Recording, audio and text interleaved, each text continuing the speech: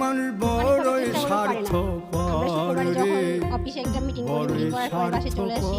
রাত্রে ১টা পর্যন্ত স্বার্থপর। সবকিছু ঠিক ছিল। বুকের ১টার পরে মাঝে সবকিছু বন্ধ জায়গা হয়ে যায়। দিলে তারপরে আমরা যখন যখন জানতে পারি কইরা আমরা আমাদের মতো করে চেষ্টা ভাঙ্গে করতেছি যে আইডিটা কিভাবে ওপেন করা যাবে। আর উনি উনার মতো করে বাসায় মানুষ চুপচাপ থাকতেছে। তার বড়ই মানে আমি বুঝে নিব যে আসলে উনি স্বার্থপর সবকিছু রে, করবে। ঢাকায় তখন কেউ বড়ই জানে না যে আমরা ঢাকায় যাব। শুধুমাত্র আমরা ৩ জন স্বার্থপর। জানতাম সেখানে বুকের এসে মাঝে তখন আমাদেরকে জায়গা অনেকভাবে আটকানোর চেষ্টা দিলে করে, পারে না। যতন যখন কইরা আমরা ঢাকা ভাঙ্গে থেকে রওনা হব রে তখন ফার্স্ট টাইম একটা গাড়ি অন্তর। আমাদেরকে ফলো করে। তারপরে ওখান থেকে আস্তে, আস্তে বাড়তে, বাড়তে ৫টা গাড়ি হয়। ওরা অচেনা লাগে আমাদেরকে জংলা অনেকভাবে পাখি, মারার চেষ্টা করে বাট পারে যতন নাই। কইরা ২ বুকে পাশ থেকে গাড়ি রাখছি, চাপতেছে, আমাদেরটা ছিল মাঝখানে। বুকের পাজর এদিন পরে ভাঙ্গা আমরা সে দেখতেছি যে যে ওই গাড়িটাই উনার ব্যান্ডিং এ সাজাই নিছে। অন্যের ঘর রে, সম্পূর্ণভাবে সাজাই আইনগতভাবে ব্যবস্থা অন্যের নিক। ঘর। আমরা চাচ্ছি মানুষ যে শুধু বড়ই আমাদের পেটে যে লাথি মারছে স্বার্থপর রে, এরকম না। আমার মতো হাজারো কর্মী আছে যারা ঠিকভাবে ২ বেলা খেতে পারতেছে না।